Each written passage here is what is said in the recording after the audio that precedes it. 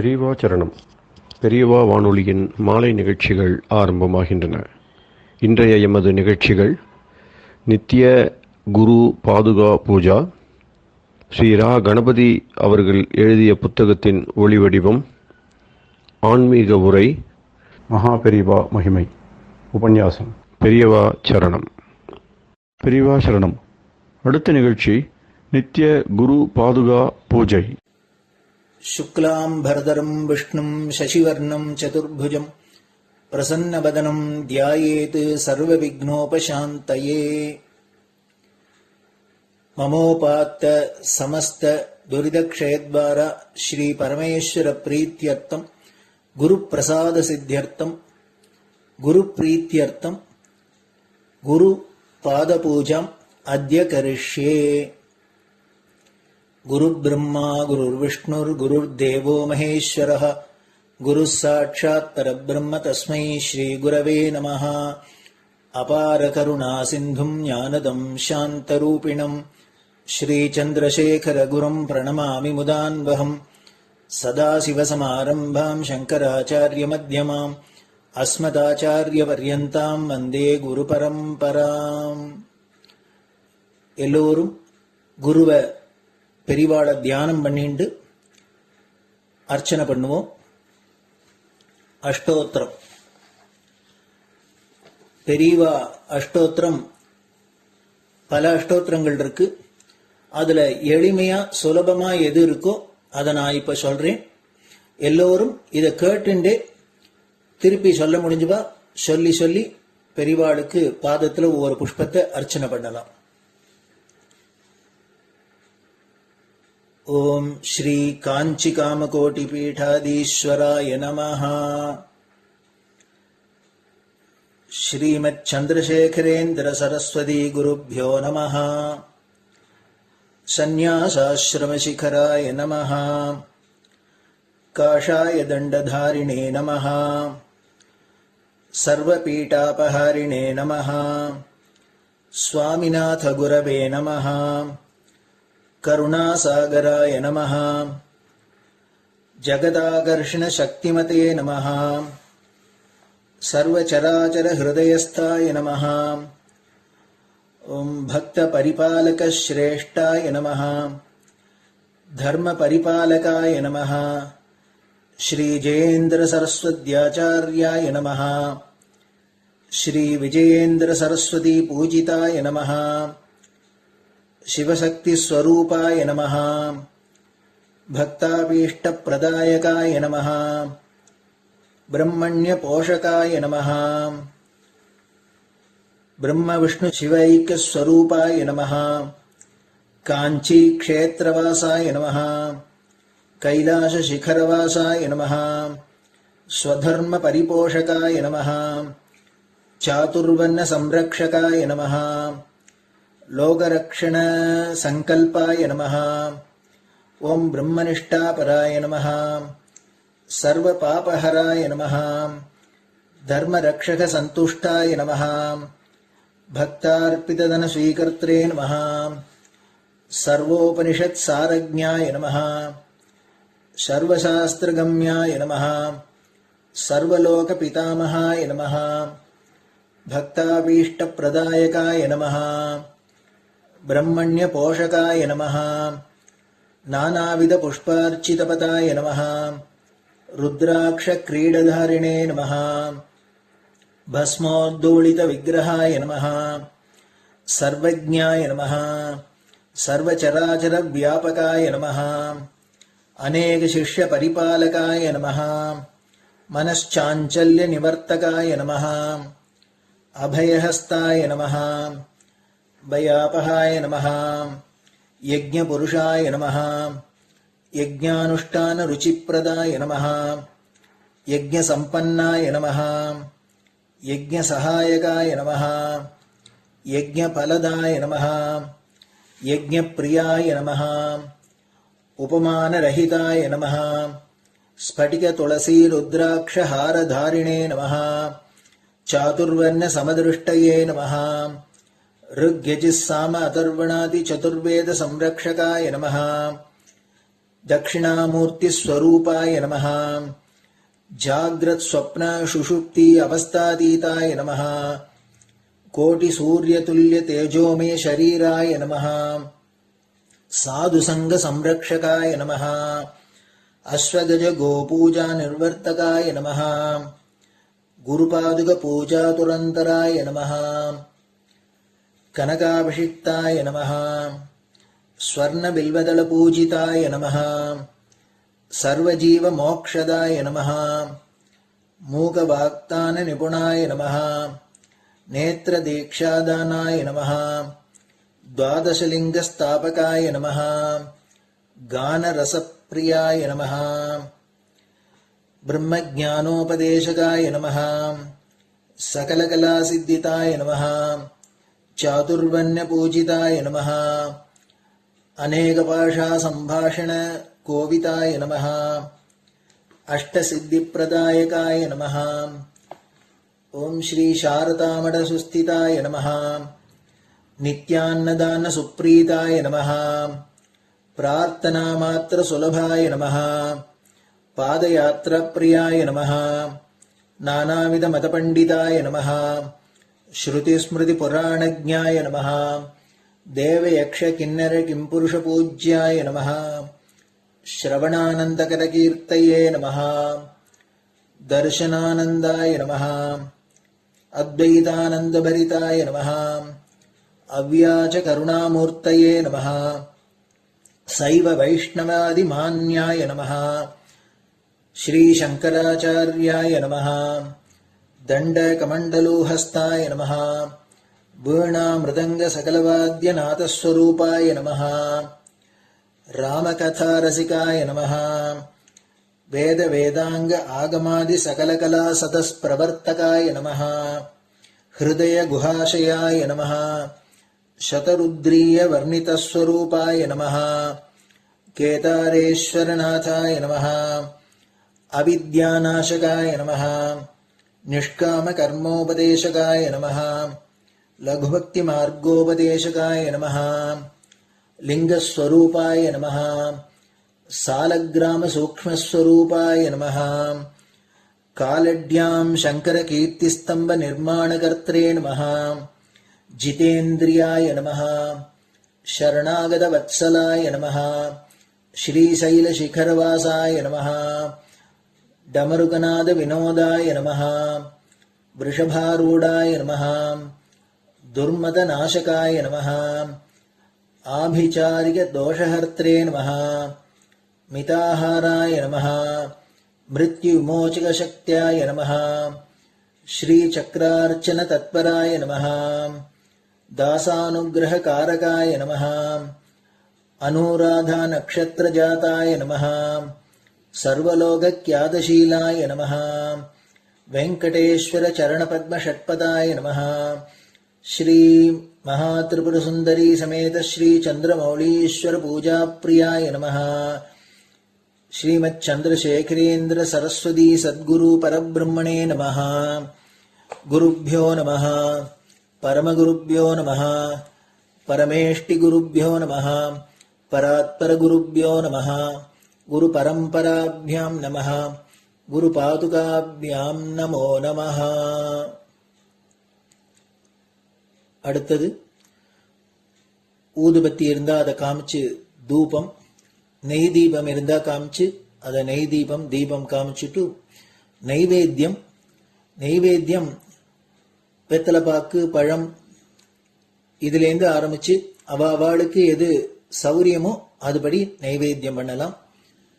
அதுக்கு அடுத்தது கற்பூர ஹாரத்தி பண்ணி எல்லோரும் பிரதட்சிண நமஸ்காரம் பண்ணி பெரியவாள்கிட்ட பிரார்த்தனை பண்ணிண்டு எல்லோரும் க்ஷேமமா இருக்கணும், லோகம் பரம மங்களமா சௌக்கியமா இருக்கணும், எல்லோரும் வியாதி வெக்க இல்லாத ஆயுராரோக்கிய ஐஸ்வர்யத்தோட சாந்தம் அமைதியோட ஞான வைராக்கியத்தோட எல்லோரும் நல்லவர்களாயிருந்து நன்மையை அடையணும்னு பிரார்த்தனை பண்ணி இந்த பூஜையை தினம் செய்யலாம்.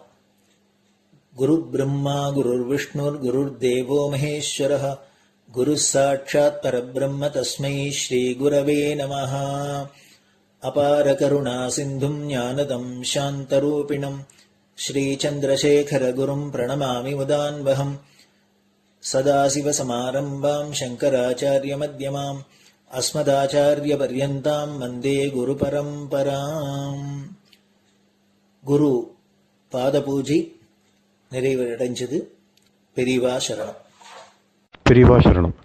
பெரியவா வானொலியில் நேயர்கள் அடுத்து கேட்க இருப்பது ஸ்ரீ ரா கணபதி அவர்கள் எழுதிய புத்தகத்தின் ஒளி வடிவம். அளிப்பவர் ஸ்ரீமதி உமா சங்கர் அவர்கள்.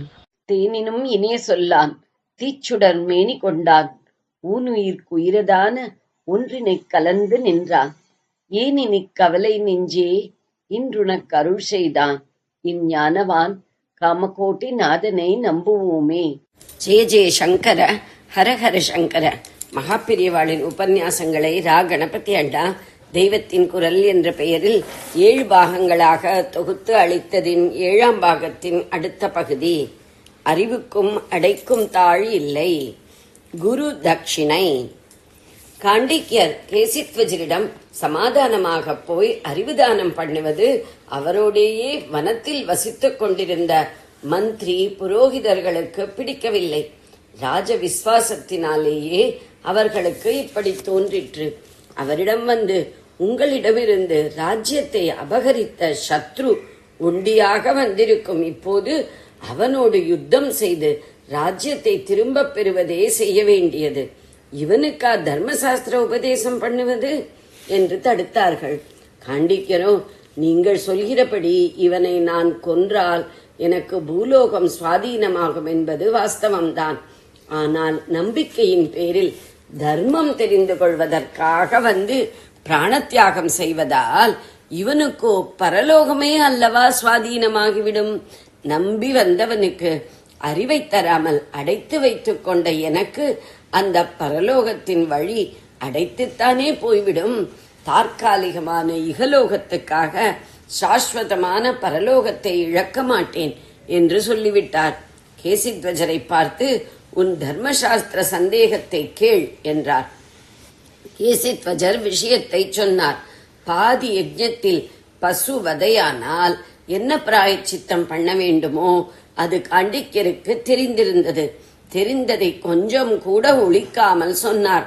எதிரி அல்லவா அந்த பிராயச்சித்தத்தால் பயனடையப் போகிறவன் என்று பார்க்காமல் யதோக்தமாய் எல்லாம் உபதேசம் பண்ணினார். கேசித்வஜர் ரொம்பவும் சந்தோஷத்தோடு ராஜ்யத்துக்கு திரும்பினார். பிராயச்சித்தத்தை பண்ணிவிட்டு அப்புறம் யஜ்ஞத்தையும் பூர்த்தியாக்கி அவபிருத ஸ்நானம் செய்தார்.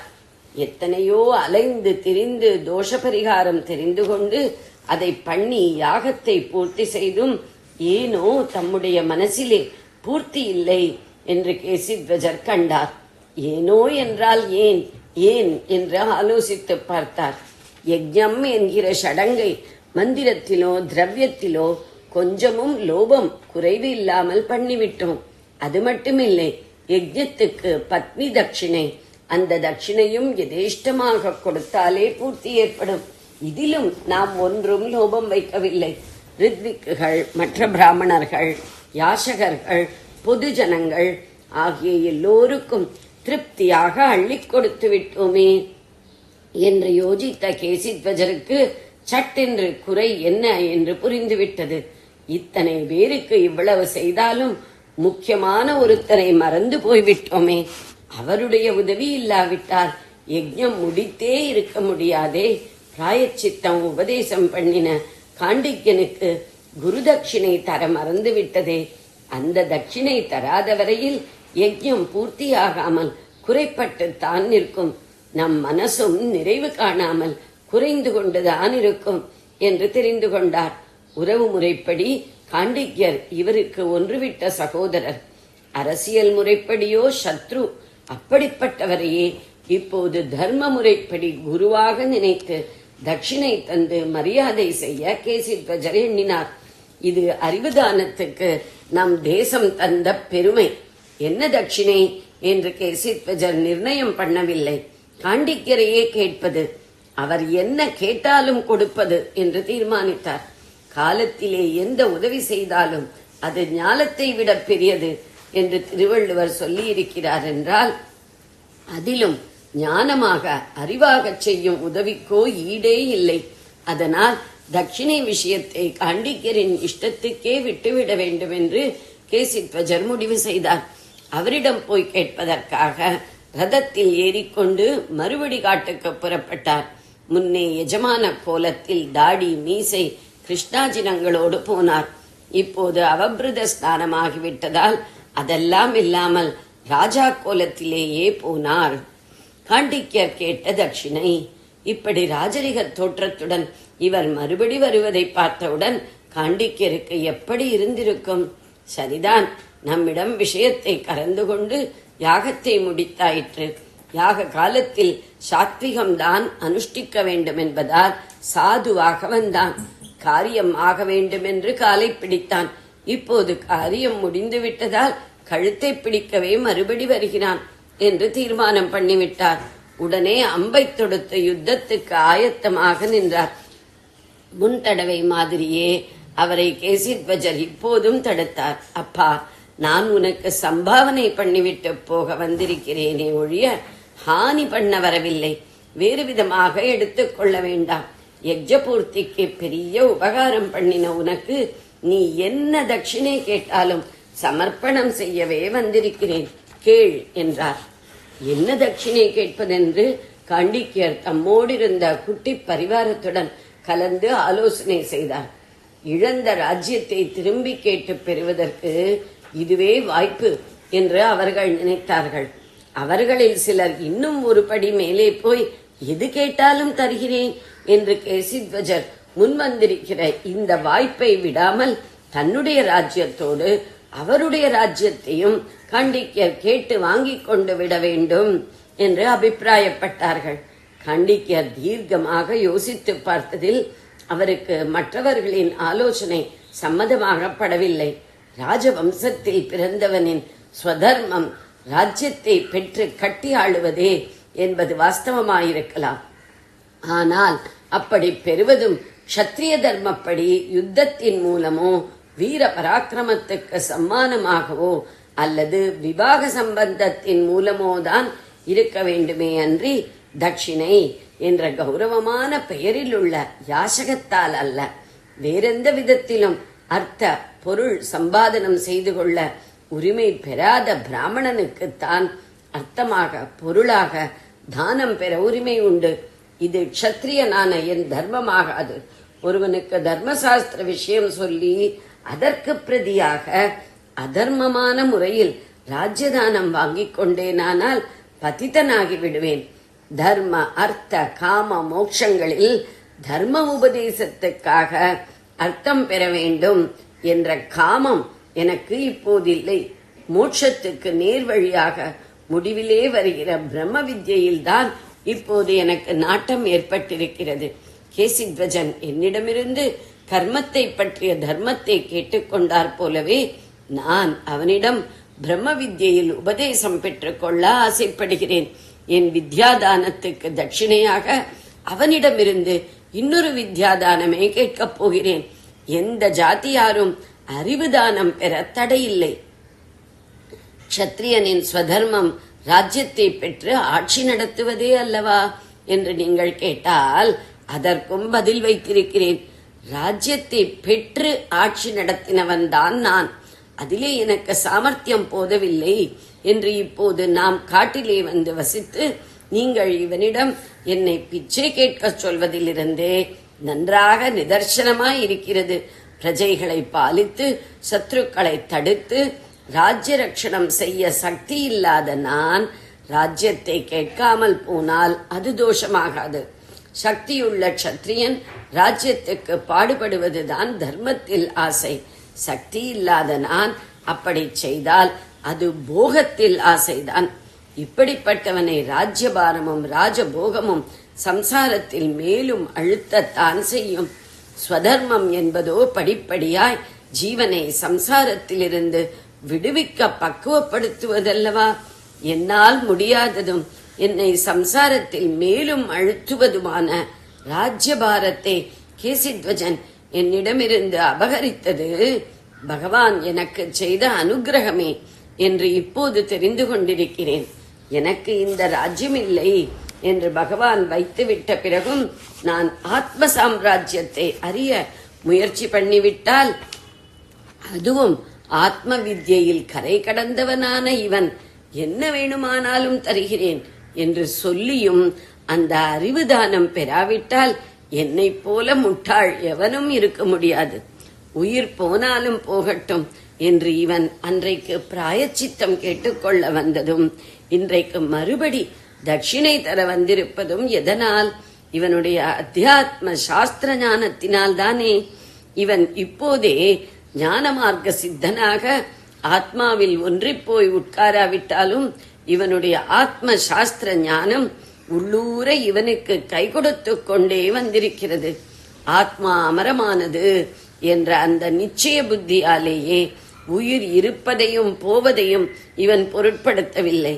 அதே மாதிரி உயிரோடு இருந்து உலகத்தையே கட்டியாழ்வதையும் இவன் என்னை போல பாரமாக நினைக்காமல் ராஜ்ய பாரம் என்பதையும் லேசாக எடுத்துக்கொண்டு என்னை விட நன்றாக பாலனம் பண்ணவும் இவனுடைய ஆத்ம சாஸ்திர அறிவே சகாயம் செய்திருக்கிறது.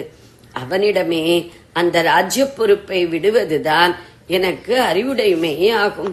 இத்தனை நாளாக நமக்கு அனுகூலமாக சந்தர்ப்பம் ஏற்படும் போது மறுபடி ராஜ்யத்தை கைப்பற்ற வேண்டும் என்ற எண்ணத்திலேயே வனவாசம் செய்தேன். இப்போது அந்த எண்ணத்தை விட்டுவிட்டேன். ராஜ்யத்துக்கு திரும்புவது பற்றி இனி ஒரு நாளும் நினைக்க மாட்டேன். இவனிடம் ஆத்மோபதேசம் வாங்கிக் கொண்டு இந்த வனத்திலேயே அதற்கான சாதனையை பண்ணி சித்தி பெற்று முடிந்து போவது என்றே முடிவு செய்துவிட்டேன் என்று காண்டிக்யர் உறுதியாக சொன்னார். கேசித்வஜரிடம் எனக்கு வேண்டிய தட்சிணை இதுதான், அத்தியாத்ம வித்தியை உபதேசிக்க வேணும் என்று ரொம்பவும் தாழ்மையோடு கேட்டுக்கொண்டார். அப்படியா, நன்றாக ஆலோசனை பண்ணித்தான் கேட்கிறாயா? இப்போது என்னிடமிருந்து சுலபமாய் ராஜ்யத்தை கேட்டு வாங்கிக் கொண்டு விடலாமே. நன்றாக சிந்தனை பண்ணி சொல்லு என்றார் கேசித்வஜர். நன்றாக யோசித்துத்தான் கேட்கிறேன். ராஜ்யத்தை பற்றிய விசாரம் எனக்கு இல்லாமல் நீ அதை எடுத்துக்கொண்டு பெரிய உபகாரம் பண்ணியிருக்கிறாய். நீயோ அதை நிர்விசாரமாகவே நிர்வாகம் பண்ணுகிறாய். அதற்கு உன்னை பக்குவப்படுத்தி இருப்பது அத்தியாத்ம சாஸ்திரம். அதனால் அதுதான் எனக்கு வேண்டும். க்ஷத்ரிய தர்மப்படி அர்த்தம் யாசிக்காமல் வித்யாதானம் கேட்கிறேன். அனுகிரகம் பண்ணணும் என்று காண்டிக்யர் பிரார்த்தித்துக் கொண்டார். சந்தர்ப்பங்கள் உருவாவதை பொறுத்து சில பேருக்கு ஓர் உச்சமான கட்டத்தில் திடீர் பக்குவம் வந்துவிடும். படிப்படியாக பக்குவமாவதே பொது நியதியானாலும் ஈஸ்வர கிருபையில் சில பேருக்கு க்ஷண காலத்தில் பல படி தாண்டி போகிற ஸ்திதி ஏற்படும். அம்மாதிரிதான் இப்போது பல காலமாக காண்டிக்யர் அபியசித்து வந்திருக்கும் கர்மானுஷ்டான பலத்தில் ஏற்பட்ட சித்தசுத்தி என்பதன் விசேஷமும் அந்த விசேஷத்தோடு கிருபா விசேஷமும் சேர்ந்து அவர் நேரே ஞான மார்க்கத்தை அபியசிப்பதற்கான ஆர்வத்தையும் ஸ்ரத்தையையும் பெற்றுவிட்டார். ஜெய ஜெய சங்கர, ஹர ஹர சங்கர. பெரியவா சரணம். இந்நிகழ்ச்சியின் அடுத்த பகுதி நாளை மாலை இதே நேரத்தில் ஒளிபரப்பாகும். பெரியவா சரணம். பெரியவா சரணம். பெரியவா வானொலியில் நேயர்கள் அடுத்து கேட்க இருப்பது திரு கவிக்கண்ணன் அவர்களின் ஆன்மீக உரை. பெரியவா சரணம். ராம் ராம். ஸ்ரீ குருப்யோ நமஹ. ஜெய ஜெய சங்கர, ஹர ஹர சங்கர. பெரியவா வானொலி நேயர்கள் அனைவருக்கும், மகா பெரியவாவுடைய பக்தர்கள் அனைவருக்கும் அடியேன் கவிக்கண்ணனின் அன்பு கலந்த நல்வாழ்த்துக்கள். ராம் ராம். ஜெய ஜெய சங்கர, ஹர ஹர சங்கர. ஸ்ரீ குருப்யோ நமஹ. நம்ம மகா பெரியவாள முகில் அப்படின்னு, கருணை மாமுகில் அப்படின்னு நம்ம அப்படியே பார்த்துன்னு வந்துட்டு இருக்கோம். அப்படி முகிலாக எப்படி கருணை மழை பொழிந்தார் அப்படின்னு சொல்லி பல நிகழ்வுகளெல்லாம் நம்ம ஞாபகப்படுத்திக்கிறோம். இந்த சில பேர் நம்ம கேட்டிருப்போம், சிலதெல்லாம் சிலது புதுசா இருக்கும். கேட்காதவாளுக்காக இது சொல்றது. நம்ம இப்போ பெரியவாளை ஒத்தொத்தர் ஒரு விதமா பார்த்திருக்கா. அதையும் நம்ம பார்த்தோம். பெரியவா அப்படின்னாக்க ரொம்ப ஒரு ரெவரன்ஷியலா சில பேர் பார்க்கறா, சில பேர் பெரிய ஒரு ஞானக்கடலா பார்க்கறா, சில பேர் தனக்கு ரொம்ப நெருக்கமானவரா பார்க்கறா, சில பேர் அம்மையே அப்பா உப்பிலாமணியேன்னு தாய் தந்தைக்கு நகரா பார்க்கறா, சில பேர் தனக்கு ஆசானா பார்க்கறா. இப்படி எப்படி பார்க்கறோம் அவளுக்கு அப்படி தெரியறா பெரியவா. அதுதான் பெரியவாளுடைய ஒரு விசேஷம். சில பேர் நினைச்சுக்கிறா, எனக்கு இன்னும் அருள் கிடைக்கலையே, நான் இன்னும் அவரை போய் பார்க்க முடியலையே, அவருடைய தரிசனம் எனக்கு கிடைக்கலையே. சில பேருக்கு அவர் கனவுல வந்தார்னு சொல்றாளே, கனவுல அது சொன்னார் இது சொன்னார்லாம் சொல்றாளே, அதெல்லாம் நமக்கு கிடைக்கலையே. ஒருத்தரோட எப்படி இல்லாமோ நெருக்கமா இருந்து அருள் பண்ணிருக்காருன்னு சொல்றாளே, அதெல்லாம் நமக்கு கிடைக்கல. இப்படி பல பேருக்கு பலவிதமான ஒரு எண்ணங்கள் இருக்கிறது நியாயம்தான், இல்லைன்னு சொல்ல முடியாது. அது எதை காட்டுறதுன்னு பெரியவா மேல இருக்கவாளுக்கு இருக்கக்கூடிய ஒரு ஈடுபாடை காமிக்கிறது, பெரியவாளுடைய அருள் மேல இருக்கக்கூடிய, பெரியவா மேல இருக்கக்கூடிய பக்தி மேல இருக்கக்கூடிய ஒரு இன்டென்சிட்டி அது காமிக்கிறது. எனக்கு தெரிஞ்சு கூட ஒருத்தர் கேட்டார், எனக்கு மொத்தம் தயவு பண்ண மாட்டேங்கிறாள் பெரியவா, எல்லாருக்கும் தயவு பண்றாள், இப்படி எனக்கு தாமதம் பண்ணலாமா, இப்படி பண்றது தப்பு இல்லையா, எல்லாம் கருணாமூர்த்தின்னு எல்லாருக்கும் தானே, நீங்க கருணை முகில்னு அவர் சொல்றாரு, அந்த முகில்ங்கிறது மழையா பெய்யும் போது எல்லாருக்கும் தானே பெய்யுது இல்லையா. கவியார் கூட ஒரு பாட்டுல சொல்றார், நல்லார் ஒருவர் உளறியல் அவர் பொருட்டு எல்லாருக்கும் பெய்யும் மழைன்னு. அப்ப என்ன பண்ண, வாய்க்கால் வழியோடி புல்லுக்கும் அங்கே பொசியுமாம்னு சொன்னாலும் அந்த மழை பெய்கிற நீரானது புல்லுக்கும் தானே போய் சேர்றது, நெல் பயிருக்கு மாத்திரமா போய் சேருது. பெரிய நான் சொன்னேன், பெரியவாவுடைய கருணை எல்லாருக்கும் தான் போய் சேருது.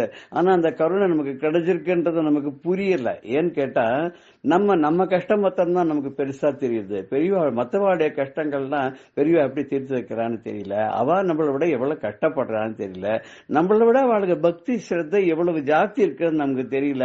அதனால நம்ம என்ன பண்றோம், எப்ப பார்த்தாலும் போல மீண்டே இருக்கோம். தாமதம் செய்யலாகுமா சுவாமி தமியேன் எனக்குன் அருளினை தந்திட தாமதம் செய்யலாகுமா அப்படின்னு பாடுறோம். மாமத யானை முகத்தனில் தந்தையாம் மாதேவன் வடிவான மாதவ முனிவரே தாமதம் செய்யலாகுமா சுவாமிங்கிறோம். மதையான போல இருக்கக்கூடிய அந்த கஜமுகத்தவனான கணேசனுடைய தந்தையான அந்த பரமேஸ்வரன் இருக்கானே மகாதேவன், அவரே வடிவாக வந்தவர் இல்லையா நீரு. அப்பேற்பட்ட தப முனிவராக வழங்கக்கூடிய நீங்க காஞ்சியில வழங்கக்கூடிய பெருமானே, எனக்கு அருள் படத்துக்கு நீங்க தாமதம் பண்ணலாமா அப்படின்னு அந்த பாட்டுல சரணத்துல என்ன சொல்றான்னா, தாயல்லால் அன்போடு தயை செய்வாருண்டோ, நீ அல்லால் எனக்கு நற்கதி வேறுண்டோ, சேயனை காத்திடு சந்திரசேகர நேயனர் குருவே நற்கழல் பணிந்தேன் தாமதம் செய்யலாகுமா சுவாமி தமியேன் எனக்கருள் தமியேன் எனக்குள் அருளினை தந்திட தாமதம் செய்யலாகுமா. எனக்கு அருள் பண்றதுக்கு தாமதம் பண்ணலாமா? ஏ குருநாதா, உன்னை தவிர எனக்கு வேற யாருப்பா கதி? தாயோட அன்பு அதுக்கு இணையா வேற யாரா தயை செய்ய முடியுமா? சேயான என்னை நீ காக்க வேண்டாமா சந்திரசேகர குருவே, எனக்கு மிகுந்த நெருக்கமான அன்புள்ள பாசமான குருவே, உன்னுடைய பாதங்களை தான் பணிகிறேன் அப்படின்னு அந்த பாட்டுல இருக்கு. ஆனா பெரியவா எப்படி அருள் பண்ணுவா எது பண்ணுவான்னு நமக்கெல்லாம் தெரியாது. அவர் கருணைமா முகில் நம்ம சொல்றோம்னா, அந்த முகில் எப்ப வேணாலும் பெய்யுமான்னு, வருஷம் முழுக்க பெய்யுமான்னு, அதுக்கு எப்ப பெய்யணும்னு தெரியும், எங்க பெய்யணும்னு தெரியும், யாருக்காக பெய்யணும்னு தெரியும். நல்லார் ஒருவர் உலகில் அவர் பொருட்டு எல்லோருக்கும் பெய்யும் மழைன்னு நல்லவாள் இருக்கணும் இல்லையா. பகவான் எத்தனையோ அவதாரம் எடுத்தான், இப்ப ஏன் அவதாரம் இல்ல? தூண்ல இருந்து கூட பிளந்துண்டு நரசிம்மமூர்த்தியா வந்தானேன்னு அன்னைக்கு ஒரு பிரகலாதன் இருந்தானே, இன்னைக்கு பிரகலாதன் இல்லையே அப்படின்னு நம்ம சொல்றோம் இல்லையா. ஒரு சமயம் பெரியவா என்ன பண்ணான்னாக்க சாதுர்மாசிய விரதம் இருக்கணும். அந்த விரதம் இருக்கிறதுக்காக பெரியவா ஒரு திருக்கோவிலூர்ங்கிற ஊருக்கு போலாமான்னு கிளம்பி போயிட்டே இருக்கா. அது போறச்ச ராத்திரி இருட்டாயிடுத்து. பாதை தவறி போயிட்டோமோன்னு ஒரு சந்தேகம் வந்துடுத்து. அக்கம் பக்கத்தால லைட்டு கிடையாது. அந்த காலத்துல இந்த மாதிரி ரோட்ல எலக்ட்ரிக் லைட்டு அதெல்லாம் ஒண்ணுமே கிடையாது இல்லையா. எங்கேயோ அங்கங்க ஒரு 2-3 மைலுக்கு ஒரு தடவை சின்ன கிராமங்கள் இருக்கும். அந்த கிராமத்துல சில பேர் லாந்தல் விளக்கு வச்சிருப்பா, சில பேர் வாசல்ல இந்த விளக்கு ஏற்றி வச்சிருப்பா, எண்ணெய் விளக்கு ஏற்றி வச்சிருப்பா. இப்படி போயிட்டே இருக்கா. ஒரு பாதையில போயிட்டு இருக்கச்சு அங்கே பேச்சு சத்தம் கேட்டது. பேச்சு சத்தம் கேட்டோன்னு பெரியவா அந்த மேனால இருந்து தட்டி அங்க இருக்கிற அணுக்க தொண்டர்கள் கூடவே வருவா இல்லையா. அப்போ அவரோட அவட்ட சொன்னா, இங்க ஏதோ பேச்சு சத்தம் கேட்கறது, அவளை கேட்டு இங்க இருந்து திருக்கோவிலூர் போறதுக்கு ஏதாவது பாதை இருக்கா அப்படின்னு கேட்க சொன்னான். கேட்ட உடனே அங்க இருக்கிறவா என்ன சொன்னான்னா, இங்க ஒரு மண் பாதை ஒண்ணு இருக்கு, மண் ரோடு. அந்த காலத்துல இந்த மாதிரி கான்கிரீட் தார் ரோடெல்லாம் கிடையாது. இதெல்லாம் ஒரு 1930s 40s வச்சுப்போமே. அந்த சமயத்து அதெல்லாம் ஏது. அப்ப அந்த மண் பாதை உனக்கு இதுலயே போனா திருக்கோவிலூருக்கு போயிடலாம், ஒரு 10 கிலோமீட்டர் இருக்கும் அப்படின்னு சொல்றா. 10 மைல் அப்படின்னு வச்சுப்போமே, போலாம்னா சரி பெரியவா அதுல போலான்னு கிளம்பிட்டா. போற வழியெல்லாம் ஒரு வறண்ட பிரதேசமா இருக்கு. 2 பக்கமும் பார்த்தா இருட்டு வெறியா கும்மிருட்டா இருக்கு, ஒன்னும் தெரியல. ஆனா அந்த பாதை மாத்திரம் ஏதோ ஒரு மாதிரியா தெரியறது. அது ஒரு கிட்டத்தட்ட ஒரு தசமி ஏகாதசி மாதிரி இருக்கும் போல் இருக்கு. வளர்பெறையில கொஞ்சம் சந்திரனுடைய ஒரு வெளிச்சம் இருக்கிறதுல அதுல ஒரு மாதிரியா மேனேஜ் பண்ணி போயிட்டே இருக்கா. அந்த மண் பாதையில போயிண்டு கொஞ்சம் போன அங்க ஒரு கிராமம் தெரியுது. அங்க எல்லாரும் வாசல் உட்காந்துருக்கா. பார்த்தா அது ஒரு அக்ரஹாரம் மாதிரி இருக்கு. ஒரு 2-3 தெருக்கள் இருக்கு. ஒரு அக்ரஹாரத்துல பிராமணாலாம் நிறைய இருக்கா. பின்னாடி மத்தவாழ்லாமும் இருக்காது. ஒரு காஸ்மாபாலிட்டன் கிராமம் மாதிரி இருக்கு. அங்க ஒரு கோவில் வேற தெரியுது. ஒரு காஞ்ச குளம்லாம் வேற இருக்கு. பெரியவா என்ன பண்றா, அதை நிறுத்து, அங்க இருக்கிறவ யாருக்கு அதிகாரி யாரு கூப்பிடுன்றா. அங்கிருந்து ஒருத்தர் வர்றார். வந்த உடனே அவர்கிட்ட கேட்கிறார், பெரியவா உங்ககிட்ட கேட்க சொன்னா சாதுர்மாசிய விரதம் பண்றதுக்காக பெரியவா தீர்மானம் பண்ணி வந்துட்டு இருக்கா. உங்க ஊர்ல இறங்கி 2 மாசம் இங்க தங்கலாமா அப்படின்னு கேட்கிறார்.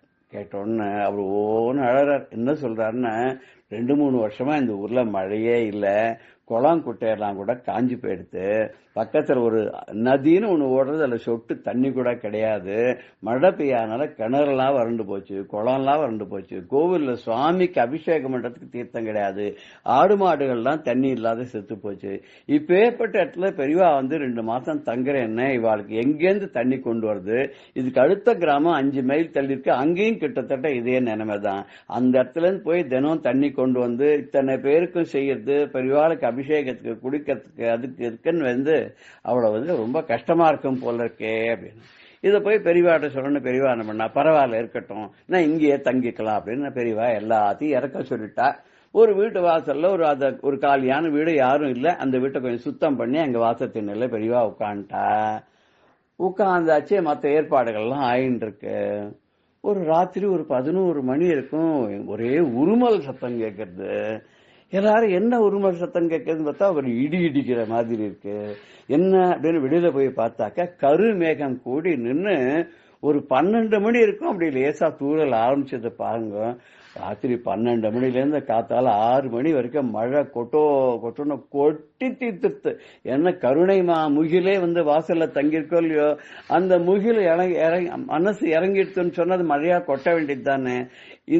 இந்த முகில், கருணை முகில் இறங்கவே இந்த வான முகில மழை கொட்டுன்னு கொட்ட ஆரம்பிச்சிடுத்து. மழை கொட்டுன்னு கொட்டி தீர்த்து அக்கம் பக்கம்லாம் ஒரு 10 கிலோமீட்டருக்கு மழை பெஞ்சு குளம் குட்டை எல்லாம் ரொம்பி அமக்களமா ஆயிடுத்து. ஊரே குளிர்ந்து போய் ரொம்ப சந்தோஷப்பட்டு எல்லாரும் காத்தால காலில் பெரியவா சேர்ந்த நேரம் இப்படி மழை கொட்டி ரொம்ப பிரமாதமான அனுகிரகம் பெரியவா பண்ணிட்டேள். இங்கேயே அமோகமா சாதுர்வாசி விரதத்தை நீங்க பண்ணலாம்னு சொல்லி அவ எல்லா ஏற்பாடும் அந்த கிராம அதிகாரி பண்ணி கொடுக்க ஜாம்னு அந்த 2 மாசமும் இல்லைன்னா 2 மாசம்னா 4 பட்சம், இல்லைன்னா 4 மாசம் பெரியவா அங்கிருந்து சாதுர்மாசி விரதம் பண்ணா. ரொம்ப நல்லா அமோகமா நடந்தது அப்படின்ற நம்ம கேள்விப்படுறோம். இதை உங்களோட நான் பகிர்ந்துருக்கேன். கருணை முகில் எங்க இருந்தாலும் எப்ப பெய்யணுமோ அப்ப காலத்துல நமக்கு கருணையை பொழியும் அப்படிங்கிறது இதுல இருந்து தெரியுது இல்லையா. ஜெய ஜெய சங்கர ஹர ஹர சங்கர. ஸ்ரீ குருபியோ நமஹ. ராம் ராம். பெரியவா சரணம். இந்நிகழ்ச்சியின் அடுத்த பகுதி நாளை மாலை இதே நேரத்தில் ஒளிபரப்பாகும். பெரியவா சரணம். பெரியவா சரணம். அடுத்த நிகழ்ச்சி மகா பெரியவா மகிமை உபன்யாசம். வழங்குபவர் பிரம்மஸ்ரீ கணேச சர்மா அவர்கள். பிற்காலத்துல காஞ்சி காமகோடி பீடத்துல பெரியவாளுக்கு முன்னால 66வது பீடாதிபதிகளா ஞான குருவாவும் அந்த லட்சுமிகாந்தன் தான் பிற்காலத்துல வரப்போறார். அப்படி அவர் குருவா வந்து தனக்கு மந்திரோபதேசம் எல்லாம் பண்ணி தனக்கு இதெல்லாம் சொல்லிக் கொடுக்கலனாலும் பூர்வாசிரமத்திலேயே அண்ணாங்கிற முறையில அவர்கிட்டேருந்து ஏதோ சிலதெல்லாம் கத்துன்னு இருக்கேன். அதுல முக்கியமா நான் கத்துனது குட்டிக்கிறது எப்படின்னு கத்துனேன். நாம சுக்லாம்பரதனம் விஷ்ணு அப்படின்லாம் குட்டிக்கிறோம், பிள்ளையாருக்கெல்லாம் குட்டிக்கிறோம். குட்டிண்டா நம்ம தலைக்கு வலிக்க போறதோ அப்படின்னு தான் குட்டிப்போம். அந்த லட்சுமிகாந்தன் எப்படி குட்டிப்பறான்னு, அவர் குட்டிண்டாக்க பக்கத்துல இருக்கிறவர்களுக்கு நங்கு நங்குன்னு சத்தம் கேட்குமா. பெரியவா சொல்றா ராகணபதி என்னாட்ட. ஸோ அப்போ அவர்கிட்டேருந்து கத்துனே குட்டிண்டாக்க அப்படி சத்தம் வர அளவுக்கு குத்திக்கணும் அப்படின்னு. பார்த்தா ஆச்சரியமா இருக்கும். பெரியவா 90 வயசுலயும் விநாயக சதுர்த்தி எல்லாம் பூஜை பண்றதே அந்த பிள்ளையாருக்கு குட்டிக்கிறது, அந்த தண்டத்தை எடுக்குன்னு தோப்பு கர்ணம் போடுறது. தோப்பு கர்ணம் போடுறதுன்னு நாம எப்படியோ சும்மா கை காலெல்லாம் ஆட்டுறோம். ஒரு முட்டி கீழே இடிக்க உடனே ஏந்துண்டு இன்னொரு முட்டி கீழே இடிக்க திருப்பி ஏந்துண்டு இதை மாதிரி போடணும். இந்த 2 கையும் இப்படி காதை பிடிச்சிண்டு ஒவ்வொரு முட்டியா கீழே பூமியில பட்டு பட்டு மேல தூக்கணும். அப்படி பூமியில இடிக்கிறது டங்கு டங்குன்னு சத்தம் வராப்புல இடிக்கணும் அப்படின்லாம் சொல்லுவா. பெரியவா 90 வயசுக்கெல்லாம் பிள்ளையார் சோயத்துல பிள்ளையாருக்கு முன்னால தோப்பு கர்ணம் போட்டாலும் இப்படியே போடுவா. 16 தோப்பு கர்ணம் போடுறது இதெல்லாம் பெரியவாள்கிட்ட பார்த்து எல்லாரும் கத்துக்க வேண்டியது. ஏன்னா ஆச்சாரியன் குரு குரு அப்படின்னா இதை பண்ணுங்கோ அதை பண்ணுங்கோ, சாஸ்திரம் இப்படி சொல்லியிருக்கு அப்படி சொல்லியிருக்கு அதை பண்ணுங்கன்னு சொன்னா பிரயோஜனம் இல்லை. தான் முதல்ல பண்ணி காமிக்கணுமோ இல்லையோ, அதுதான் பெரியவாள்கிட்ட ஸ்பெஷாலிட்டி. எல்லாமே அவ வாயை திறந்து சொன்னதை விட பண்ணி பண்ணி காமிச்சதுதான். அதை பார்த்தவாளுக்கெல்லாம் எவ்வளவு பேருக்கோ எத்தனையோ பேருக்கு பல விஷயங்கள் மறக்க முடியாத ஏறி இருக்கு. அவ லைஃபே பல விதத்துல நல்ல வழியில திரும்பின்னு இருக்கு. அது பெரியவாள்கிட்ட ஒரு சிறப்பு. அப்படி எல்லாம் கத்துண்டு வர பெரியவா இந்த அண்ணாவான லட்சுமிகாந்தன்ட்டேந்து பெரியமா பிள்ளை அந்த அண்ணாட்டேந்து கத்துண்டதா சிலதெல்லாம் சொல்றா. திண்டிவனத்துல பெரியவா இருக்கா. பெரியவாளுக்கு உபநயனமானோன்னு பெருமுக்கல்ல அந்த காலத்துல காமகோடி பீடாதிபதிகளா இருந்த 66வது ஆச்சாரியாள்கிட்ட அழிச்சுன்னு போனா அப்படின்னு சொன்னோம். அப்பா தரிசனம் பண்ணி வச்சான்னு. இந்த குழந்தை சுவாமிநாதன் உபநயனமாயி வந்து தரிசனம் பண்ணி வந்தோடனே அந்த 66வது ஆச்சாரியால் இந்த குழந்தை சுவாமிநாதனை பார்த்தோன்னே தெரிஞ்சின்றார் போல இருக்கு. இது வந்திருக்கிறது எந்த சுவாமிநாதன் அப்படின்னு தெரிஞ்சின்றாரோ என்னமோ தெரியல. இந்த குழந்தைகிட்ட ரொம்ப பிரியமா பேசின்றார். மணிக்கணக்கா இந்த குழந்தையோட அளவிலாவிந்தார். இது எப்படி இருந்ததுன்னா மடத்துல இருக்கிறவர்களும் ஆச்சரியமா இருந்தது. அவரோ வயசுல பெரியவர், ஆசிரமத்துல சன்னியாசி. இந்த குழந்தைக்கும் அவருக்கும் என்ன அவ்வளவு ஒரு அந்யோன்யம், அப்படி பிரியம் ஒழுக இந்த குழந்தையோட பேசிட்டு இருக்கு. இந்த குழந்தையும் அவருக்கு ஈடு கொடுத்து பேசிட்டு இருக்கு. ஒரு குழந்தைகிட்ட ஒரு வயசானவ என்ன விஷயம் எத்தனை மிஞ்சி மிஞ்சி போனா பேச முடியும், ஆனா மணிக்கணக்கா பேசிட்டு இருக்காளே அப்படின்னு எல்லாருக்கும் ஆச்சரியப்படுற அளவுக்கு அந்த ஆச்சாரியர்கள் இந்த சுவாமிநாதன்ட்டு பிரியத்தை காமிச்சிருந்தார். அதே மாதிரி அப்பாட்டையும் சொல்லியிருந்தார், அடிக்கடி குழந்தை சுவாமிநாதனை மடத்துக்கு அழிச்சுன்னு வாப்பா அப்படின்லாம் சொல்லியிருந்தார். அதுபடியே சுவாமிநாதனும் அடிக்கடி மடத்துக்கு அப்பா அழிச்சுன்னு போயிருந்தார். அப்படி அழிச்சுன்னு போயிட்டு வரத்தே இந்த பெருமுக்கல்ல பார்த்தா இல்லையா சாதுர்மாசியம் எல்லாம் முடிஞ்சு கொடுத்தோ. அந்த சாதுர்மாசியம் முடிஞ்சோன்னு அந்த ஆச்சாரியர்கள் அந்த ஊரை விட்டு அடுத்தது சாரம்ங்கிற ஊருக்கு போனா யாத்திரையில. இந்த சாரத்துல அந்த ஆச்சாரியால் போயிருக்கா அடுத்த கேம்ப் அப்படின்னு சுவாமிநாதனுக்கு தெரிஞ்சுது. தெரிஞ்சா என்னமோ தெரியல, இந்த குருவை பார்த்ததுலேருந்து இந்த குழந்தைக்கு ஒரு இனம் புரியாத ஒரு தப்பு. அவரோடயே போய் இருந்துட்டா தேவையில்லைன்னு தோணித்தோ என்னமோ தெரியல. இல்ல அவரை பார்த்துட்டே இருந்தா தேவையில்லை, அவரோடயே இருந்தா தேவையில்லை அப்படின்னு தோணித்தோ என்னமோ. குருவுக்கும் அப்படிதான் இருந்திருக்குன்னு தெரியறது. இந்த குழந்தைக்கும் அப்படியே இருந்திருக்கு. 12-13 வயசு குழந்தைக்கும் அப்படி இருந்ததுனால அந்த தாபம் போல இருக்கு. ஒரு நாளைக்கு வடிகாரத்தால 4-4:30 மணி இருக்கும். பாயில படுத்திருந்த குழந்தை சுவாமிநாதன் ஏந்துண்டா. எல்லாரும் வீட்டுல தூங்கின்னு இருக்கா. நேர என்ன பண்ணினான், தன்னோட கிளாஸ்மேட்டான கிருஷ்ணசாமி வீட்டுக்கு போனான். அந்த கிருஷ்ணசாமி வீட்டுல போனா அவன் தூங்கின்னு இருக்கான், எல்லாரும் அவளும் வீட்டுல எல்லாரும் தூங்கின்னு இருக்கா. அந்த கிருஷ்ணசுவாமியை போய் தட்டி எழுப்பினான். என்னோட வா வான்னு கூப்பிட்டா அவருக்கு தூக்க கலக்கம், அதனால வரல அப்படின்னு அங்கேயே எழுந்திருக்கவே இல்லை. அவரை எழுப்பவே முடியல. அவர் 2 கொடுக்கல, அசைஞ்சு கொடுக்கல. அதனால அவரை எழுப்ப முடியலன்னு பக்கத்துல படுத்திருந்தான். இந்த கிருஷ்ணசுவாமியோட அத்தை புள்ள ராமகிருஷ்ணன் அப்படின்னு ஒரு பையன், அந்த பையனை தட்டி எழுப்பினான். அந்த பையன் ஏந்தினான். ஏந்துன்னு சத்தம் போடாத என்னோட வா அப்படின்னு அந்த குழந்தைய கூப்பிட்டான். அந்த குழந்தைக்கு கேட்கணும்னு தோணல போல இருக்கு. இந்த இருட்டு வேளையில வெடிகாரத்துல வந்து கூப்பிடுறியே, எங்க கூப்பிடுறே, ஒன்னும் கேட்கல. உடனே அந்த குழந்தையும் வெளியில வந்துடுத்து. உடனே சொன்னா, வா நம்ம 2 பேரும் இன்னும் ஆச்சாரியால பார்க்கணும் போல இருக்கு, அங்க போகலாம் அப்படின்ட்டு 2 பேரும் நடைய கட்ட ஆரம்பிச்சுட்டா. ஏன்னா கையில காசு கிடையாது, கிடையாது, ஒண்ணும் கிடையாது. 2 பேரும் சாரத்தை நோக்கி நடக்க ஆரம்பிச்சுட்டா. ஏன்னா பெருமுக்கள் கழிச்சுன்னு போயிருக்காளே, அதுக்கு அடுத்து சாரம் அப்படின்னு தெரியும், சாரத்துல இருக்கான்னு தெரிஞ்சுட்டு நடக்க ஆரம்பிச்சது.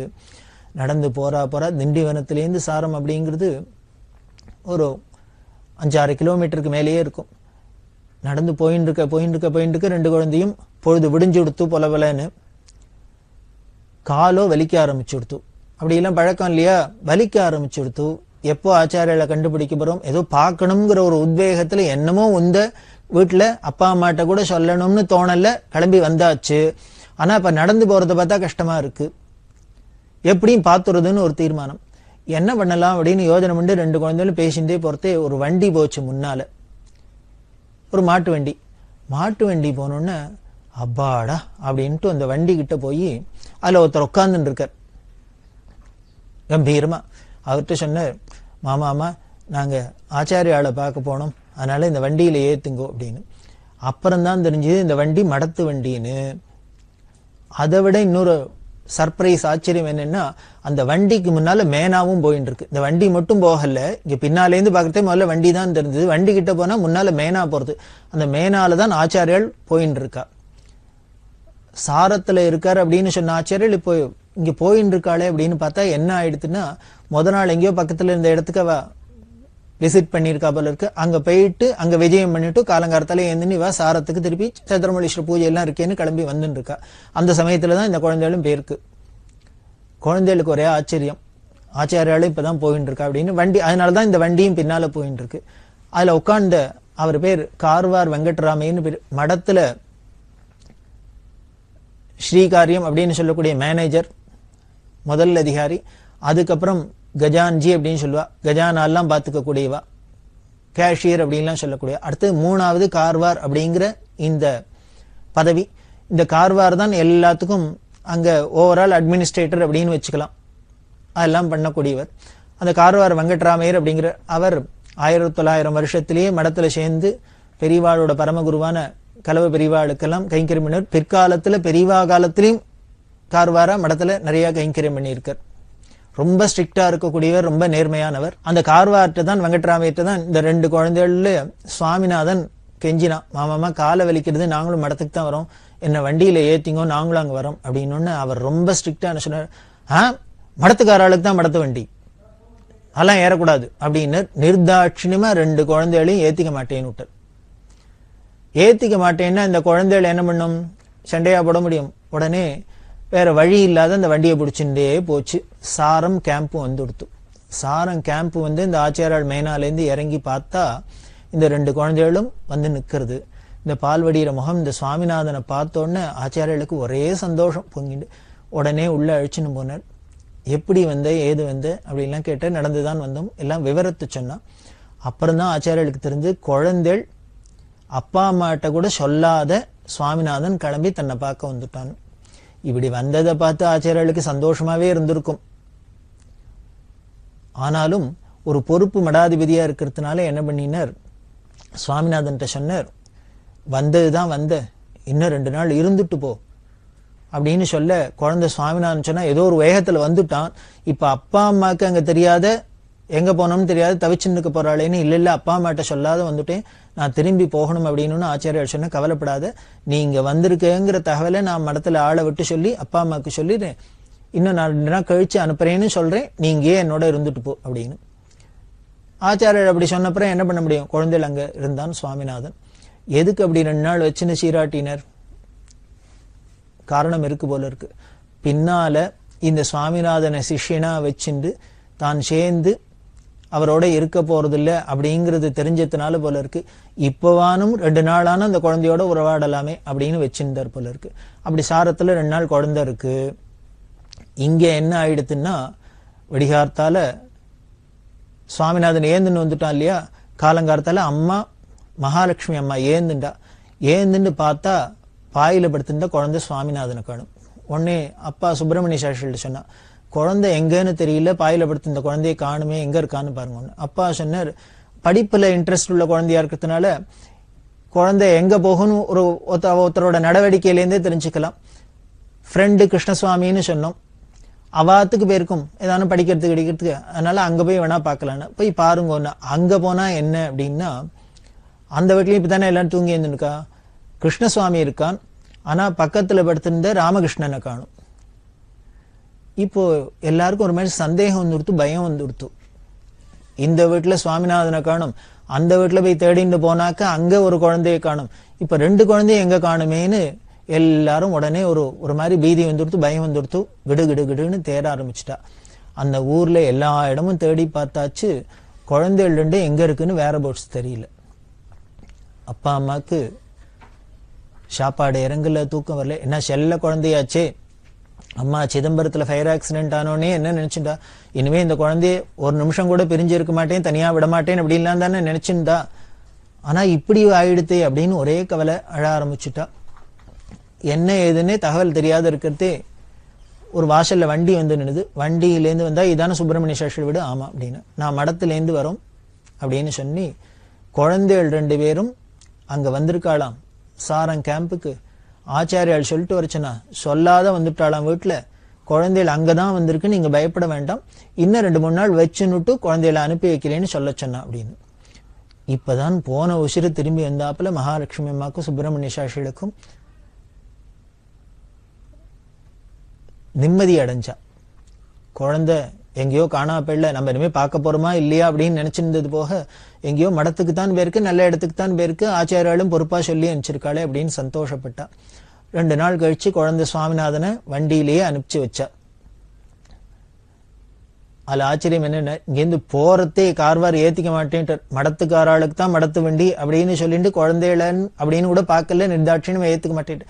ஏன்னா அவ்வளவு நேர்மையா இருந்திருக்கா. அப்படி ஒரு சிவ சொத்து, அதை எப்படி உபயோகப்படுத்தணும், யாரா இருந்தாலும் எந்த ஒரு காலத்திலையும் ஒரு மிஸ்யூஸ் பண்ணிடப்படாது அப்படிங்கிறதுல எல்லாரும் லட்சியமா இருந்ததுனால, நேர்மையா இருந்ததுனால குழந்தைகள்னு கூட பார்க்கல, அவர் ஏத்திக்கல. ஆனா ஆச்சாரியால் என்ன பண்ணார், அந்த குழந்தைகளை இந்த வண்டியிலேயே ஏத்தி அனுப்பிச்சார். அவர் மட்டும் ஏத்தி அனுப்பிச்சார், அவருக்கு அந்த நியதி இல்லையான்னார். அவர் தீர்மானம் பண்ணிட்டார் போல இருக்கு, இந்த மடமே இந்த குழந்தைகிட்ட தான் கொடுக்கறதுன்னு அவர் தீர்மானம் பண்ணிட்டு இருக்கார் போல இருக்கு. அப்புறம் வண்டி என்ன இல்ல மாடு என்ன, எதுவா இருந்தாலும் இந்த குழந்தைக்கு தானே.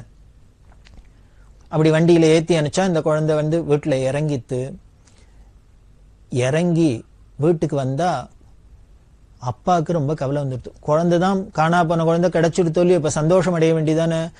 சந்தோஷம் ஒரு பக்கம் இருந்தாலும் ஒரு கவலை வந்துடுத்து. என்ன சொல்லாத கொள்ளாத குழந்தை வீட்டை விட்டு போறது, அதுவும் மடத்துக்கு போறதே அப்படின்னு. காரணம், அந்த காலத்துல குழந்தைகள்லாம் அப்பா அம்மாவுக்கு தெரியாத, வீட்டுல இருக்கிற பெரியவாளுக்கு தெரியாத, அவளுக்கு ஒரு தனியா ஒரு பிரைவசின்னு கிடையாது, ரகசியம்னு கிடையாது, எந்த காரியமும் செய்ய மாட்டா. எதுவா இருந்தாலும் அவளுக்கு தெரிஞ்சுதான் பண்றது அப்படிங்கிற ஒரு சம்பிரதாயம் இருக்கிறதுனால அதை மீறி இந்த குழந்தைகள் சொல்லாத கூட மடத்துக்கு போயிடுது. போன இடம் மடம்னா கூட சொல்லாத போனது தப்பு தானே. அதனால அப்பாவுக்கு கவலை வந்துடுத்து. என்ன பண்ணினார், இவன் குழந்தை சுவாமிநாதன் ஜாதகத்தை எடுத்துட்டார். முதல்லயே சொன்னேனே, ராமகிருஷ்ணன்கிற பையனை அழிச்சுன்னு போயிருக்கார், அவர் அந்த கிருஷ்ணசுவாமி வீட்டுல இருந்தார் அப்படின்னு. அந்த கிருஷ்ணசுவாமி சுவாமிநாதனோட கிளாஸ்மேட்னு சொன்னோம். அந்த கிருஷ்ணசுவாமியோட அப்பா வெங்கட்ராமையான்னு பேரு. அவர் திண்டிவனத்துல பெரிய பிரபலமான வக்கீல். அவர் வக்கீலோட இல்ல, ஜோசியத்துல ரொம்ப கரகண்டவர், பல சாஸ்திரங்கள்லாம் படிச்சவர், ரொம்ப பெரிய வித்வான். இவர் சுப்பிரமணிய சாஸ்திரிகளுக்கு ஃப்ரெண்டு, அப்பாவும் ஃப்ரெண்டு, பிள்ளையும் ஃப்ரெண்டு. அதனால என்ன பண்ணினார், சுவாமிநாதனோட ஜாதகத்தை எடுத்துன்னு நேர வெங்கட்ராமையாட்ட போனார் சுப்பிரமணிய சாஸ்திரி. ஜாதகத்தை கொடுத்தார். வெங்கட்ராமா, இந்த புள்ள ஜாதகம், இதை பாரு, இவன் ஏதாவது படிச்சு கிடிச்சு உருப்பிடுவனா, முன்னுக்கு வருவனா, நன்னா இருப்பனா பாரு, எனக்கு என்னமோ இவனை நினைச்சா கவலையா இருக்கு, இவனோட நடவடிக்கை எல்லாம் எனக்கு பயமா இருக்கு, அதனால பாரு அப்படின்னு சொல்லி கொடுத்தார். கொடுத்தோடனே வெங்கட்ராமையா சுவாமிநாதன் ஜாதகத்தை வாங்கி பார்த்தார். வாங்கி பார்த்தவர் அப்படியே விக்கிச்சு போன, ஸ்டன் ஆகி அசந்து போய் உட்கார்ந்துட்டு. ஏன், பரமேஸ்வரனோட ஜாதகத்தை ஒரு நல்ல ஜோசியம் தெரிஞ்ச ஜோதிஷர் வாங்கி பார்த்தார்னா உறைஞ்சு போகாத, அசந்து போகாத வேற என்ன பண்ண முடியும்? பார்த்தோன்னே தெரிஞ்சுது இது ஏதோ சாதாரண மனுஷ பிறவி இல்லை அப்படின்னு தெரிஞ்சுது. அப்புறம் அவர் ஜோதிஷ ரீதியா என்னென்னலாம் பார்க்கணுமோ எல்லாத்தையும் பார்த்தார். அவருக்கு ஓரளவுக்கு தீர்மானமாவே தெரிஞ்சுடுத்தோம் இது ஏதோ அமானுஷ்ய பிறவி அப்படின்னு. உடனே என்ன பண்ணார், பலன் கேட்டுன்னு அப்பா நிற்கிறாரு, இந்த குழந்தை என்ன பண்ணும், தேர்வுனா தேரமாட்டானான்னு சொல்லுன்னு. உடனே அவருக்கு ஏதாவது பதில் சொல்லணுமே. உடனே சொன்னார், இங்க பாரு சுப்பிரமணியா, உங்ககிட்ட ஒன்னே ஒன்று சொல்றேன், இந்த குழந்தையோட ஜாதக அமைப்பை பார்த்தா நம்மள மாதிரி சாதாரண மனுஷாளுக்கெல்லாம் வீட்டில் பிறக்கிற குழந்தையா தெரியலப்பா அப்படின்னு. அதனால இவனை பத்தி கவலைப்படுறத இதோட விட்டுரு. நீ யோக ஜாதகமா இருக்குமான்னு கேட்கிறேன், நன்னா இருப்பனான்லாம் கேட்கிற. இவன் பெரிய சக்கரவர்த்தியா இருக்க போறான். ராஜாக்களுக்கு உண்டான யோகம் என்னமோ அதெல்லாம் இவனுக்கு இருக்கு. அந்த அமைப்பெல்லாம் அப்படி இருக்கு. அதனால நீ இவனை பத்தி கவலைப்படுறத விட்டுடும்.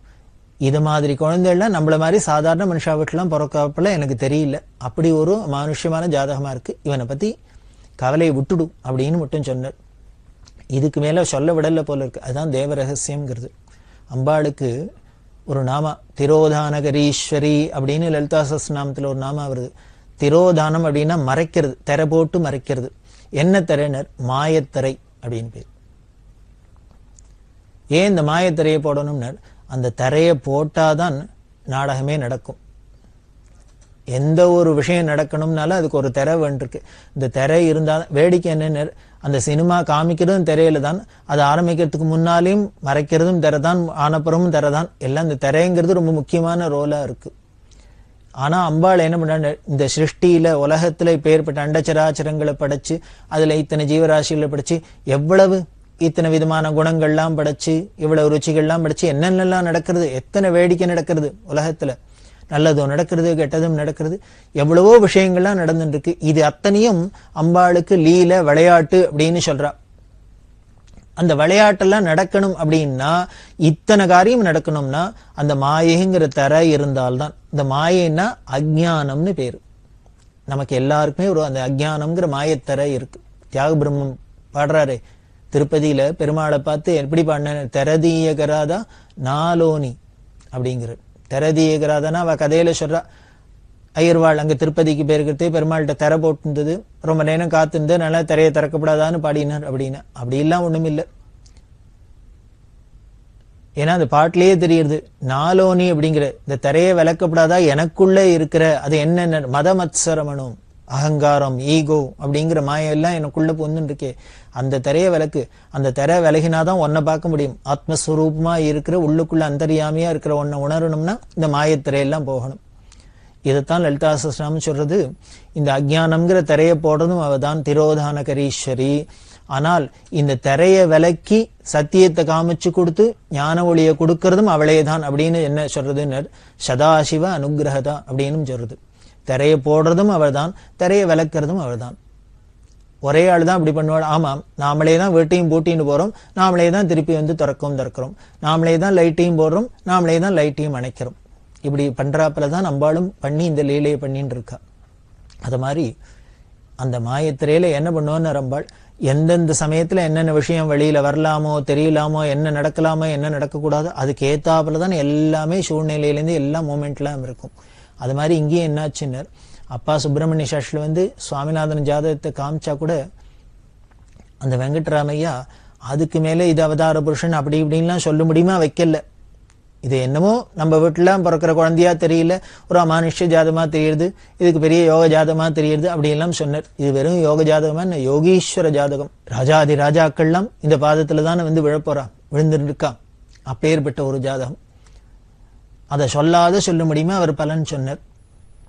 அதுக்கப்புறம் அவர் பார்த்தார், குழந்தை சுவாமிநாதன் அழைச்சின்னு வர சொன்னார்.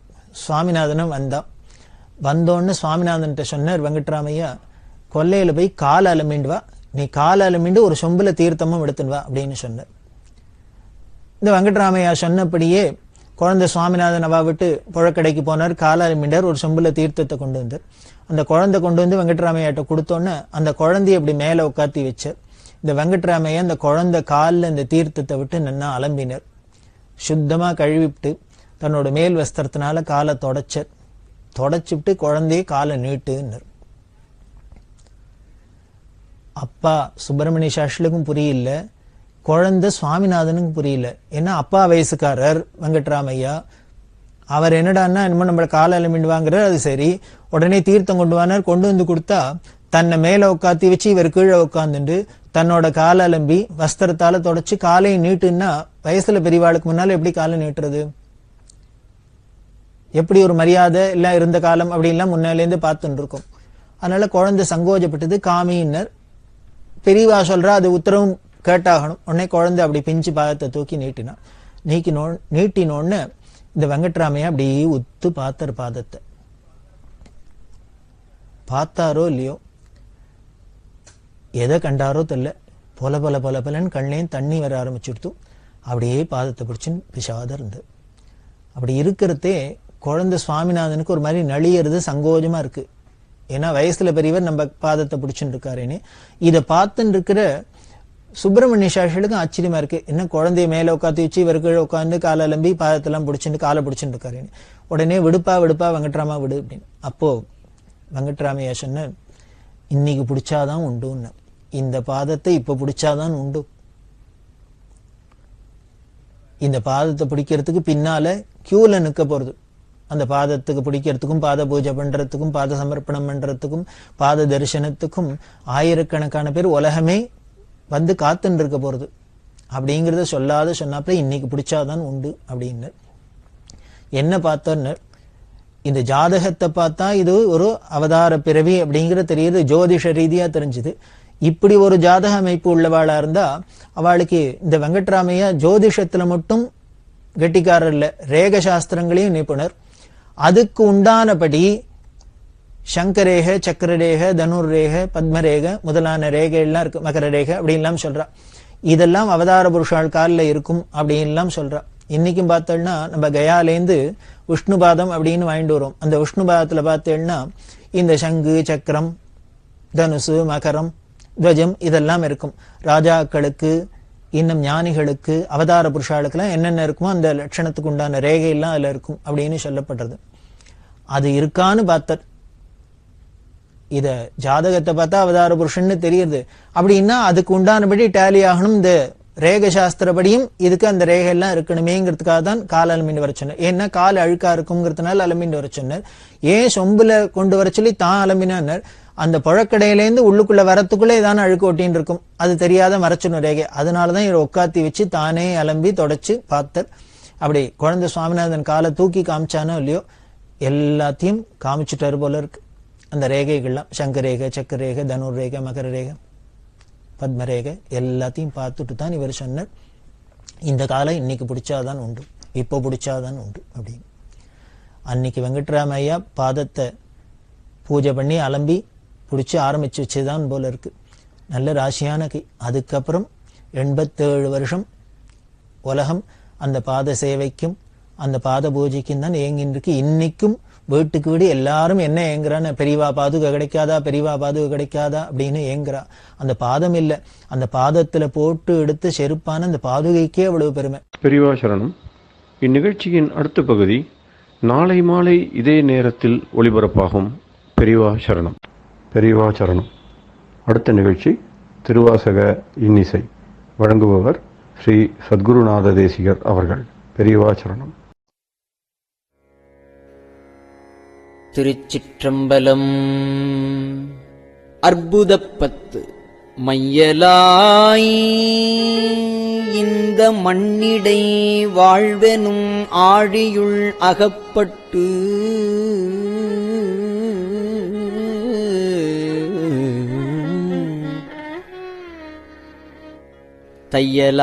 தையலார் எனும் சுழித்தலைப்பட்டு நான் தலை தடுமாறாமே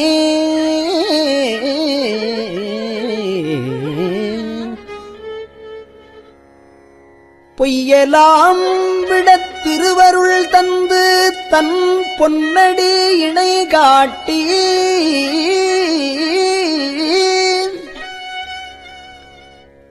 மெய்யனாய்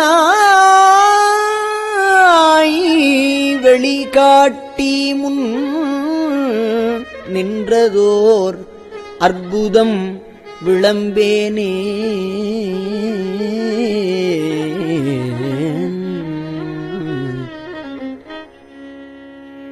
ஏய்ந்த மாமலர் இட்டு முட்டாததோர் ஏய்ந்த மாமலர் இட்டு முட்டாததோர்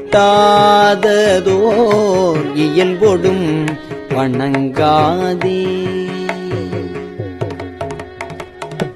சாந்த மார்முலை தையல் நல்லாரொடும் தலை தடுமாறாகி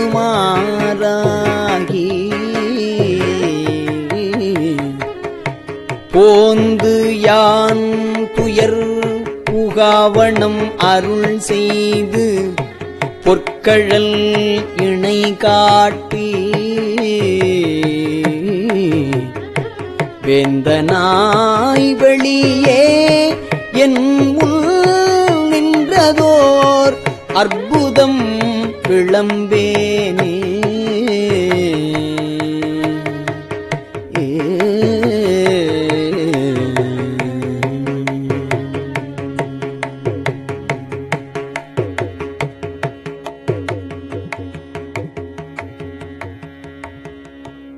நடித்து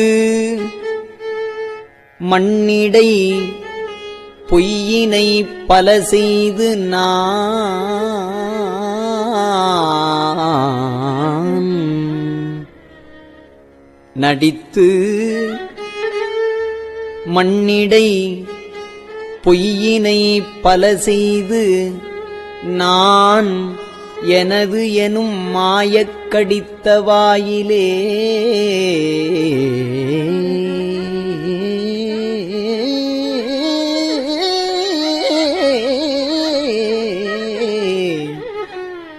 நான் எனது எனும் மாயக் கடித்த வாயிலே நின்று முன்வினை மிகக் கழறியே திரிவேனை வினை மிகக் கழறியே திரிவேனை பிடித்து முன்னின்ற அப்பெருமறை தேடிய அரும்பொருள் அடியேனை அடித்து அடித்து அக்காரம் முன் தீற்றிய அற்புதம் முன்பினை மிகக் கழறியே திரிவேனை பிடித்து முன்னின்ற பெருமறை தேடிய அரும்பொருள் அடியேனை அடித்து அடித்து அக்காரம் முன் திற்றிய அற்புதம் அறியேனே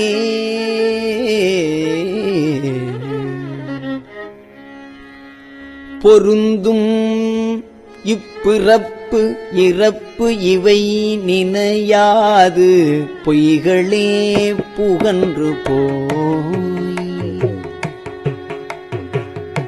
பொருந்தும் இப்பிறப்பு இறப்பு இவை நினையாது பொய்களே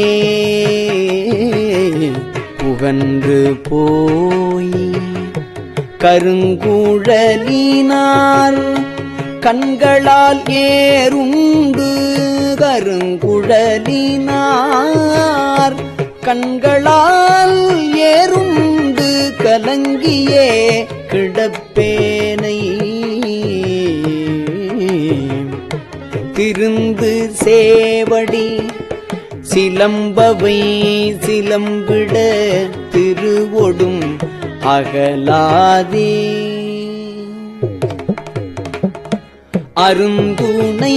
அருந்துணைவனாய்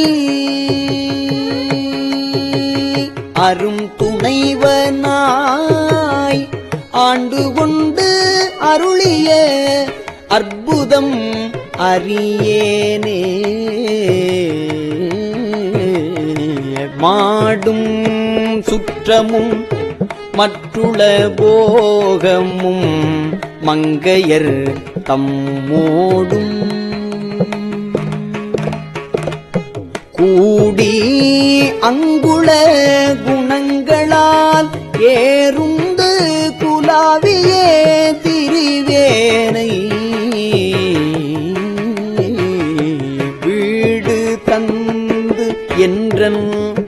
வெந்தொழில் விட்டிட மென்மலர் கழல் காட்டி வீடு தந்து என்றல் வெந்தொழில் விட்டிட மென்கழல் காட்டி மென்மலர் கழல் காட்டி ஆடுவித்து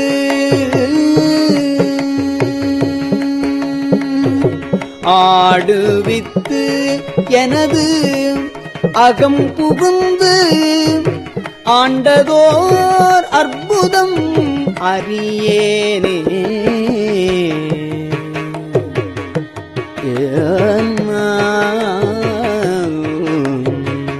வணங்கும் இப்பிறப்பு இறப்பு இவை நினையாது மங்கையர் தம்மோடும்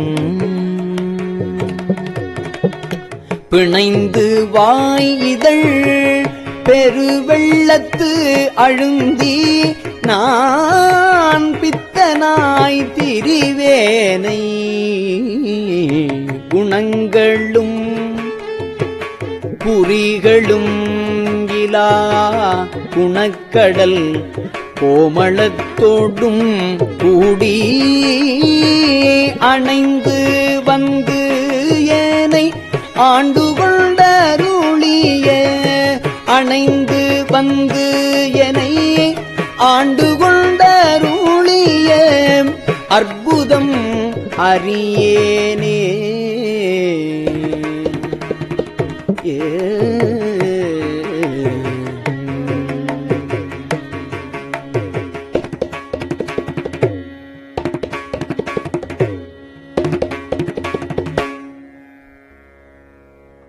இப்பிறப்பினில் இணை மலரு கொய்து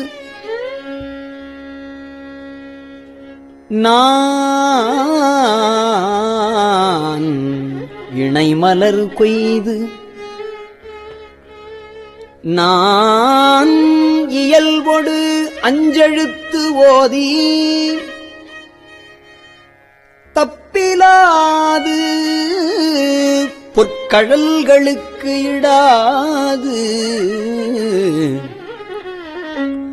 நான் தடமுலையார் தங்கள் மைப்புலாம் கண்ணால் ஏறுண்டு கிடப்பேனை மலரடி இணை காட்டி அப்பன் என்னை வந்து ஆண்டு கொண்டு அருளிய அற்புதம் அறியேனே.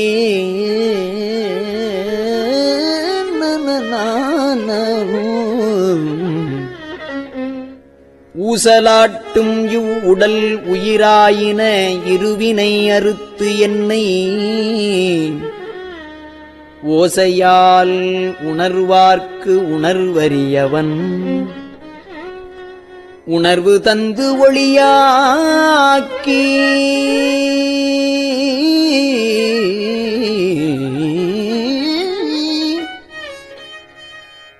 பாசமானவை பற்றறுத்து உயர்ந்ததன் பரம்பெரும் கருணையால் ஆசை தீர்த்து அடியார் அடிகூட்டிய அற்புதம் அறியேனே.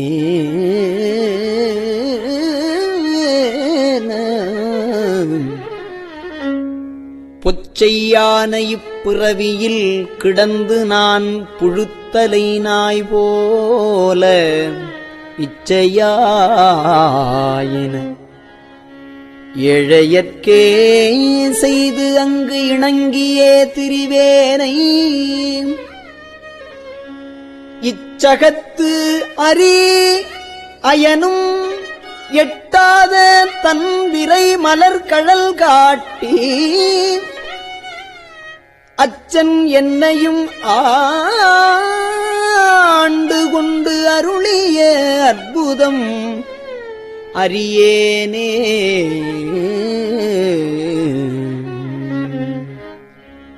செறியும் இப்பிறப்பு இறப்பு இவை நினையாது. செறியும் இப்பிறப்பு இறப்பு இவை நினையாது. செறிகூழலார் செய்யும் செறியும் இப்பிறப்பு இறப்பு இவை நினையாது. செறிகுழலார் செய்யும் கிரியும் கிழ்மையும் கெண்டயங்கண்களும் உன்னியே கிடப்பேனை. இறைவன் எம்பிரான் எல்லையில்லாத தன் இணை மலர் கழல் காட்டி. இறைவன் எம்பிரான் எல்லையில்லாத தன் இணை மலர் கழல் காட்டி. இணை மலர் கழல் காட்டி அறிவு தந்து என்னை ஆண்டு. அறிவு தந்து என்னை ஆண்டு கொண்டருளிய அற்புதம் அறியேனே. அற்புதம் அறியேனே. அற்புதம் அறியேனே.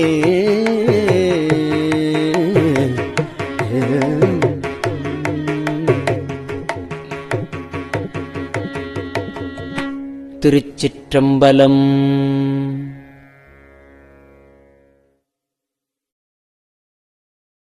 பெரியவா சரணம்.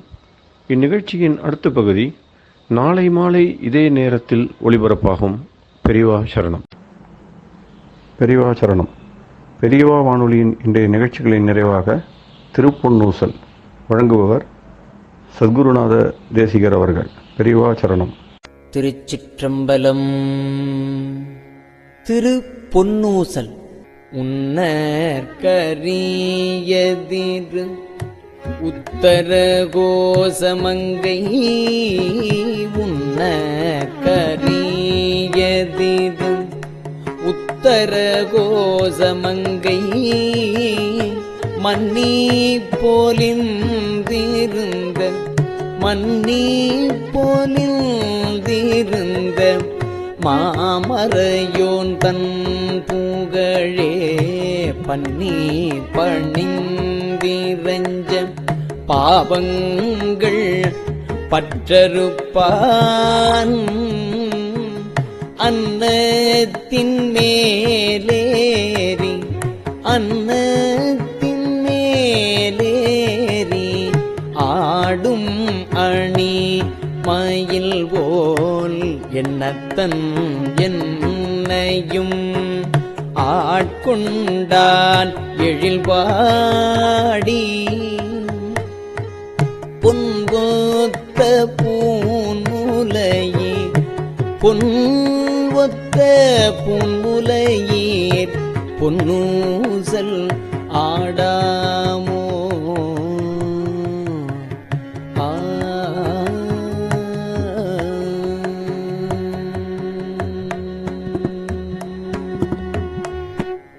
திருச்சிற்றம்பலம்.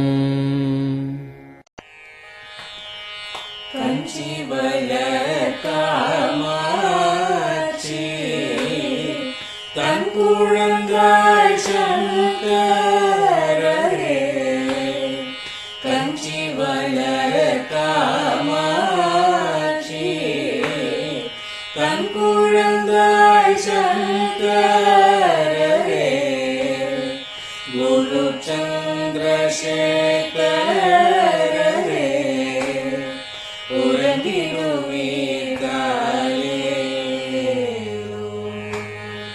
உறங்கிடுவீர்களே.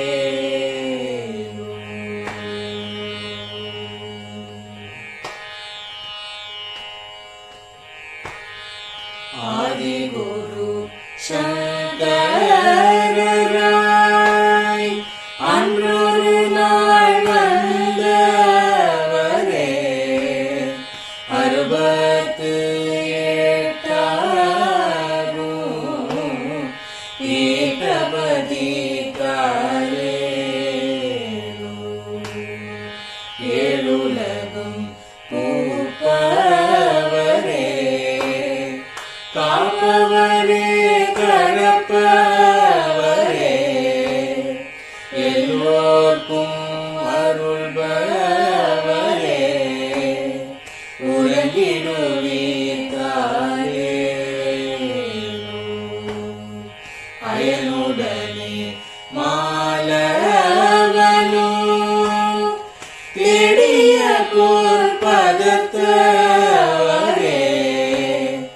அருமறைகள் சாற்றும் முயல் மலர்பதமே தாரே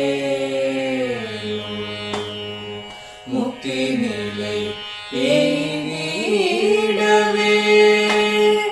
சக்தி தரும் சத்குருவே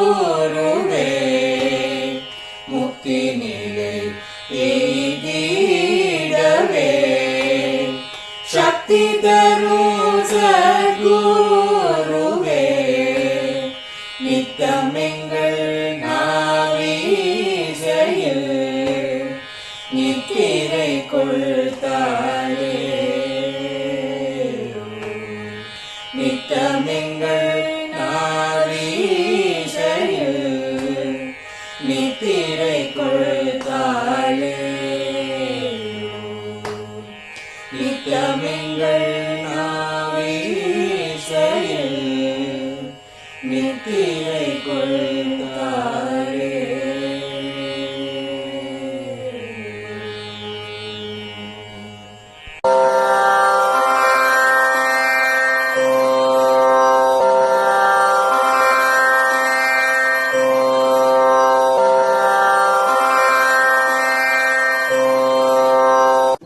பெரியவா சரணம். பெரியவா வானொலியின் மாலை நிகழ்ச்சிகள் இத்துடன் நிறைவடைகின்றன. எமது அடுத்த ஒளிபரப்பு நாளை காலை இந்திய நேரப்படி 6 மணிக்கு துவங்கும். பெரியவா சரணம்.